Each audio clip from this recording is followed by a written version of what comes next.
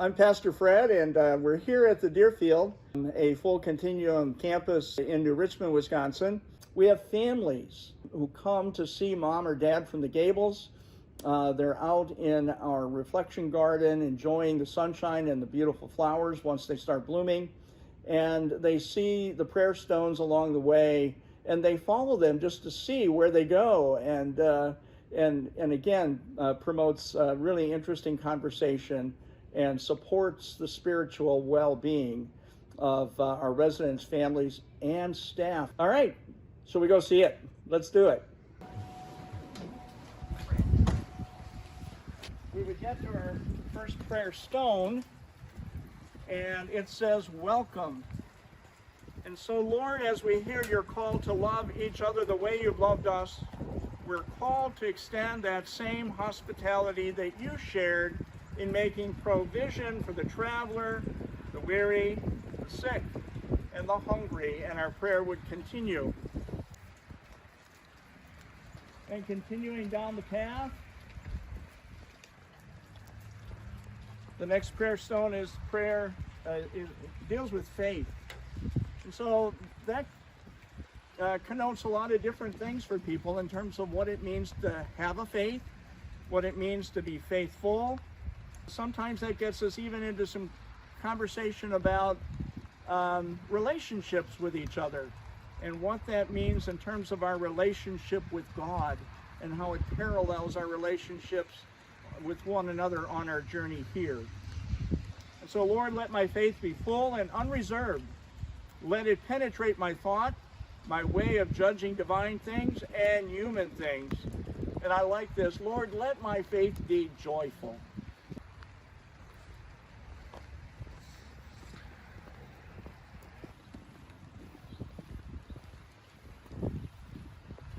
Just a special bench that's been donated in memory of one of our residents who enjoyed the prayer path as well.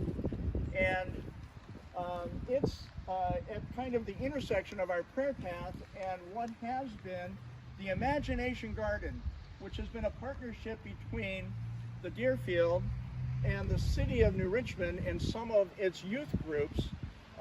So as we get into the spring, there'll be all kinds of things that will remind us, big metal flowers and interestingly shaped ducks and colored stone and different things like that become kind of a fun place for folks, especially with some intergenerational things happening.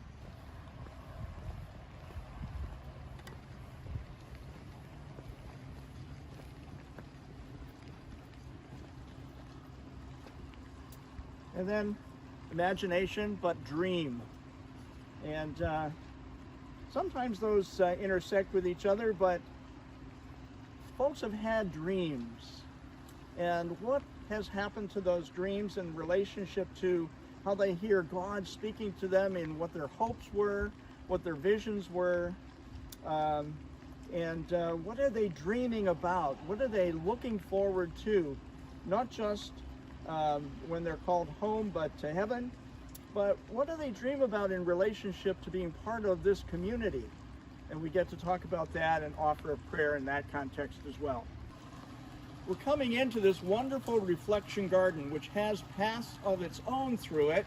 As spring begins to mature, this will bloom into magnificent flowers and foliage and gives us an opportunity to thank God for creation. And then the last prayer stone that was for hope. Lord of all hope and dreams, help me this day to walk in your light and live my life in the assurance of your promises.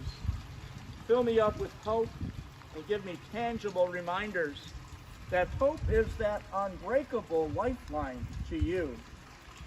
So we've made kind of this full loop on the prayer path, which brings us to our bistro.